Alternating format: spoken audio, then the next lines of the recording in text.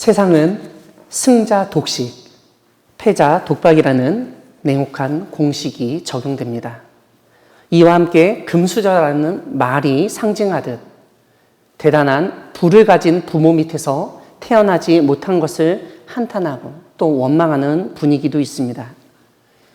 이런 가운데 예수 그리스도를 믿는 우리는 어떤 삶을 살아야 할까요? 우리가 하나님의 자녀라는 점을 어떻게 증거할 수 있을까요? 오늘 요한일서 5장의 말씀은 예수님에 대한 믿음과 하나님의 자녀됨의 관계, 그리고 하나님의 자녀로서 우리가 무엇을 해야 하는지 알려줍니다.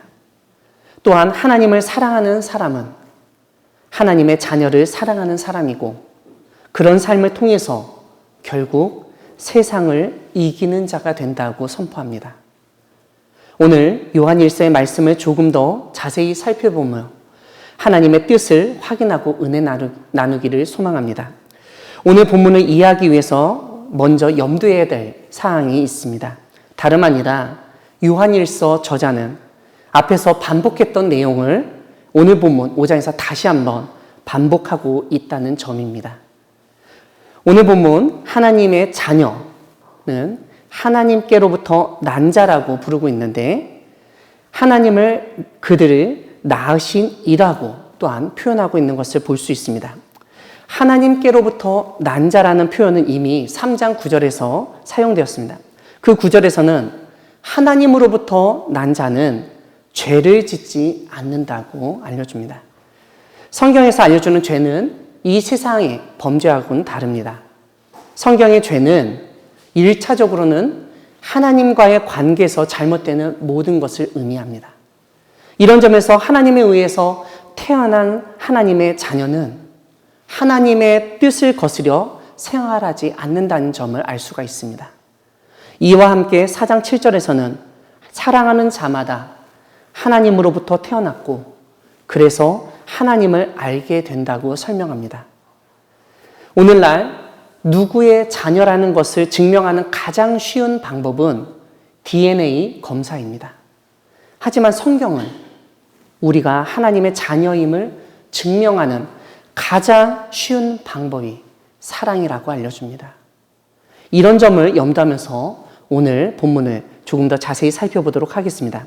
오늘 본문 1절에서는 예수님이 그리스도이심을 믿는 자가 하나님께로부터 난 자, 즉 하나님의 자녀라고 선포합니다.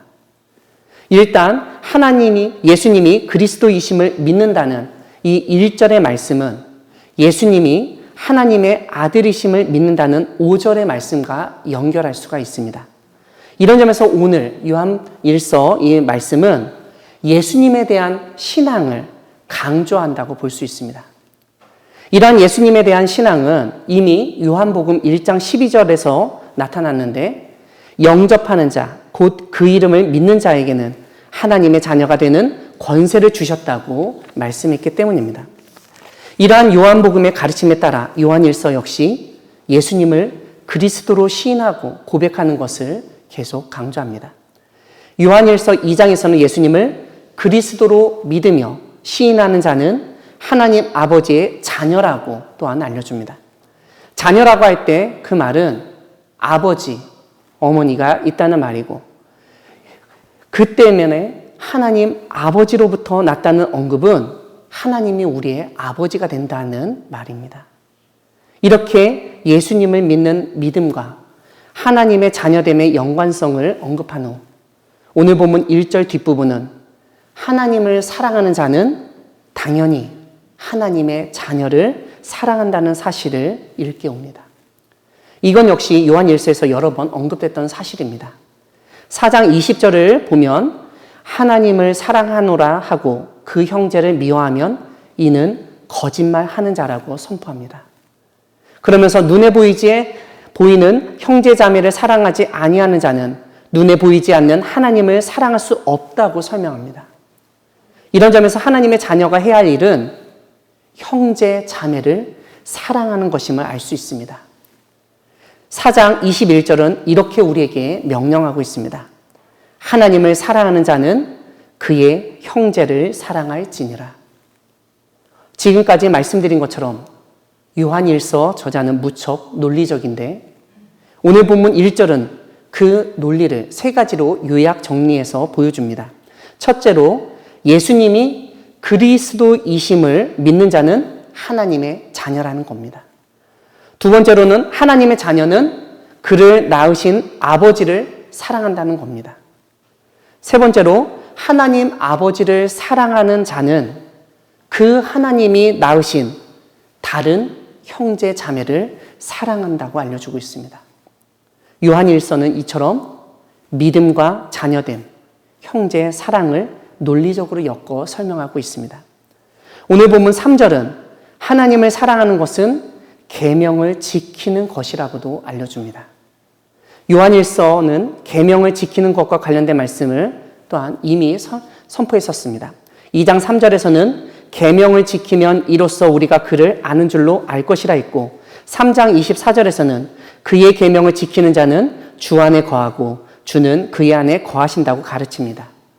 이런 점에서 하나님을 사랑하는 것과 하나님의 계명을 지키는 것이 밀접한 관계를 가지고 있으며 하나님의 자녀에게는 무척 중요하다는 사실을 깨닫게 됩니다.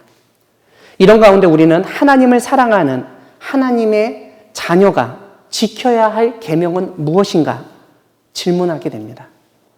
물론 이러한 질문에 대해서 요한일서는 이미 답을 제공하고 있습니다. 우리 요한일서 3장 23절, 요한일서 3장 23절 앞으로 조금만 넘기시면 됩니다. 요한일서 3장 23절 우리 함께 읽겠습니다. 그의 계명은 이것이니 곧 그 아들 예수 그리스도의 이름을 믿고 그가 우리에게 주신 계명대로 서로 사랑할 것이니라. 아멘. 이 말씀은 요한복음 13장 34절의 말씀, 새 계명을 너희에게 주노니 서로 사랑하라. 내가 너희를 사랑한 것 같이 너희도 서로 사랑하라는 말씀을 전제로 하고 있습니다. 다만 이러한 말씀을 알고 있는 것과 실천하는 것에는 큰 차이가 있습니다. 다시 말씀드리면 머리로 아는 것과 몸으로 행하는 것은 또 다른 문제입니다. 대부분의 성도들은 내가 어떻게 예수님이 사랑하신 것 같이 사랑할 수 있을까? 의문을 갖게 됩니다. 우리의 이기심, 욕심, 연약함, 부족함을 잘 알고 있기 때문에 우리는 절대로 예수님이 사랑한 것처럼 서로 사랑할 수 없다고 미리 생각합니다. 사실 우리 자신을 돌아보아도 목숨은 고사하고 돈을 내놓거나 무엇 하나 포기하기가 쉽지 않습니다. 그런 우리가 예수님처럼 내 목숨을 다 내어주며 사랑한다는 것은 참으로 힘든 일입니다. 이런 점을 누구보다 잘 알고 있듯 요한일서 저자는 오늘 본문 3절에서 그의 계명들은 무거운 것이 아니라고 알려줍니다.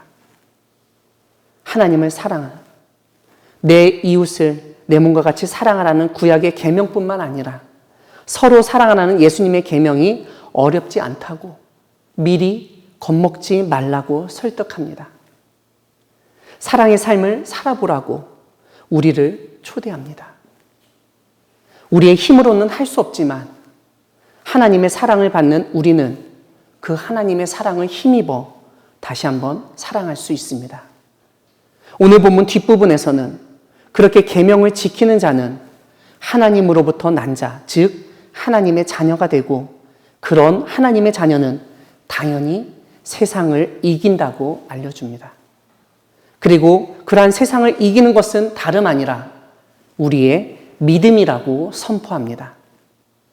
세상을 이긴다는 오늘 본문의 말씀은 예수님이 요한복음에서 선포하셨던 말씀, 내가 세상을 이겼노라 하는 그 말씀을 상기시킵니다. 예수님을 그리스도로 시인하는 자, 그래서 하나님의 자녀가 된 사람은 예수님과 동일하게 세상을 이길 수 있다는 사실을 깨닫게 합니다. 오늘 본문 6절은 우리가 하나님의 아들이라고 믿는 분이 다름 아니라 물과 피로 임하시니 예수 그리스도라고 선포합니다. 문제는 물과 피가 무엇을 의미하냐는 겁니다. 여러 해석이 있지만 가장 설득력 있는 해석 두 가지를 먼저 말씀드리고 한 가지를 더 붙여 설명하도록 하겠습니다. 현재까지 가장 설득력 있는 해석 두 가지 중 하나는 이 물과 피를 성례전으로 이해하는 것입니다. 다시 말씀드리면 물은 세례 예식, 피는 성찬 예식으로 해석하는 것입니다. 우리가 잘 알다시피 예수님은 세례 요한으로부터 세례를 받으시며 공생애를 시작하셨습니다. 그리고 십자가에 달리시기 전에 최후의 만찬으로 성찬 예식을 제정하셨습니다. 그러므로 물과 피는 예수님이 받으신 세례와 예수님이 제정하신 성찬 예식을 의미한다고 보는 겁니다. 두 번째로 설득력 있는 해석은 물은 예수님의 탄생을 의미하고 피는 십자가에서 흘리신 예수님의 보혈, 예수님의 죽음을 의미한다고 보는 겁니다. 이러한 해석은 예수님의 탄생과 죽음을 언급함으로써 예수님의 성육신 그리고 대속적인 죽음을 강조합니다. 요한일서 저자가 물과 피를 강조한 것은 예수님의 성육신과 십자가에서의 죽음을 부정하는 영지주의, 가연설 때문입니다. 가연설은 신의 아들인 예수님이 우리 인간과 똑같은 육체로 태어날 수도 없고 죽을 수도 없다며 이 예수님이 여러분 육체를 가지고 있지 않고 그냥 그렇게 보이는 환상적인 존재였다고 주장합니다. 그런 가운데 요한일서는 예수님의 성육신과 십자가에서의 대속적 죽음을 강조하며 육체가 없다는 가연설의 주장을 반박했던 것입니다. 두 가지 주장을 종합하는 설명도 가능합니다. 다름 아니라 오늘 우리가 살펴보고 있는 요한일서 5장 5절이 예수 그리스도가 하나님의 아들이라는 점을 강조하고 있기 때문에 6절에 언급된 물과 피 역시 하나님의 아들과 연관시켜 이해하는 것입니다. 예수님이 하나님의 아들이시라는 점을 어떻게 알 수 있느냐? 이렇게 문제가 제기될 때마다 물과 피를 앞세워 예수님의 공생애 때 발생한 중요한 사건을 떠올리게 하는 것입니다. 이것은 앞에서 말씀드렸던 성례전 해석 그리고 십자가 죽음에 근거한 해석을 종합하는 해석입니다. 조금 더 자세히 설명드리면 오늘 본문의 물과 피는 예수님이 하나님의 아들이심을 드러내는 두 개의 사건을 상징하는 단어입니다. 물은 예수님이 요한에게 세례를 받으실 때 하늘에서 이는 내 사랑하는 아들이요 내 기뻐하는 자라는 말씀을 떠올리게 합니다. 이와 함께 피는 십자가에서 흘리신 보혈과 죽음을 상징합니다. 예수님이 십자가에 달려 죽으시는 그 모습을 보고 백부장과 지키던 자들이 이는 진실로 하나님의 아들이었도다 그렇게 고백하는 모습을 상기시킵니다. 요한일서는 우리가 믿는 예수 그리스도 하나님의 아들은 이 땅의 육체를 가지고 태어나셨을 뿐만 아니라 세례를 받으셨고 십자가에서 죽으신 바로 그분이라는 점을 강조합니다. 사실 요한일서가 이렇게 예수 그리스도 하나님의 아들을 강조하는 이유가 있습니다. 사람들은 이 세상을 이기려면 정말 강한 힘을 가지고 있어야 한다고 생각합니다. 우리 그리스도인도 마찬가지입니다. 엄청난 권한, 능력이 있어야 한다고 생각합니다. 그래서 예수님도 그리스도, 하나님의 아들이기 때문에 그런 능력과 권한을 앞세워 이 세상을 이기셔야 한다고 생각하기 쉽습니다. 하지만 예수님이 세상을 이기신 방식은 오히려 능력과 권한을 내려놓고 자기를 부인하는 것이었습니다. 자기를 비워 종의 형체를 가질 뿐만 아니라 십자가에 못 박혀 죽으시기까지 순종하는 방식으로 세상을 이기셨습니다. 우리가 잘 알다시피 예수님은 공생애 때 엄청난 능력을 보여주셨습니다. 하지만 십자가 위에서는 오히려 너무나 무기력한 모습을 보이셨습니다. 그런데 그런 예수님의 모습을 보고 백부장과 함께했던 사람들은 예수님이야말로 하나님의 아들이라고 고백했습니다. 우리가 주목할 점은 바로 이것입니다. 세상 사람들의 눈에는 무기력하고 십자가에 못 박혀 죽임당하신 그 예수님이 사실은 그리스도이고 하나님의 아들이라는 점을 믿어야 된다는 것입니다. 이게 믿음의 신비입니다. 성경은 십자가에서 내려오면 믿겠다고 하는 사람들도 있었음을 알려줍니다. 하지만 예수님은 십자가에서 고난을 회피하거나 기적을 행하시며 그 십자가에서 바로 내려오셔서 사람들이 믿게 하지 않으셨습니다. 오히려 십자가에서 완전히 죽으셨다가 3일 만에 다시 살아나심으로써 믿게 하셨습니다. 사랑하는 광야교회 성도 여러분, 예수님이 그리스도이시고 하나님의 아들이시라는 사실을 믿음으로써 우리는 하나님의 자녀가 됩니다. 그런데 예수님이 하나님의 아들이시라는 믿음은 예수님이 어떤 신비로운 능력을 가진 초월적 존재였다는 것을 믿는 것이 아닙니다. 오히려 하나님의 아들이신 예수님이 우리와 똑같은 육체를 가지고 고난당하시고 십자가에 달려 죽기까지 순종하셨다는 것을 믿는 것입니다. 우리가 하나님의 자녀가 되는 것도 마찬가지입니다. 나 자신의 능력, 의지, 결단으로 하나님의 자녀가 되는 것이 아닙니다. 우리가 무엇인가 대단한 것을 이루어서 하나님의 자녀가 되는 것이 아닙니다. 예수님을 하나님의 아들로 믿고 예수님이 끝까지 하나님의 계명에 순종하신 것을 믿을 때 하나님이 하나님의 자녀가 되도록 해 주십니다. 이것은 철저하게 하나님의 은혜이고 하나님의 주권입니다. 우리가 세상을 이기는 것도 다르지 않습니다.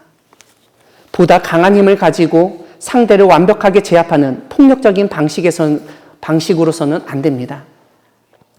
선한 영향력을 행사한다는 미명하에 성공과 부, 권력을 가지는 것을 정당화하며 그것을 기반으로 내 방식대로 문제를 해결하는 것도 아닙니다. 우리가 세상을 이기는 방식은 예수님이 세상을 이기신 방식과 같아야 합니다. 자기를 비워 종의 형체를 가지시고 많은 사람들을 위해서 자기 몸을 대속제물로 내어주신 주님은 사랑으로 세상을 이기셨습니다. 이러한 예수님의 사랑을 본받아 우리 광야교회 성도 모두 하나님을 사랑하고 이웃을 사랑하며 서로 사랑하기를 소망합니다.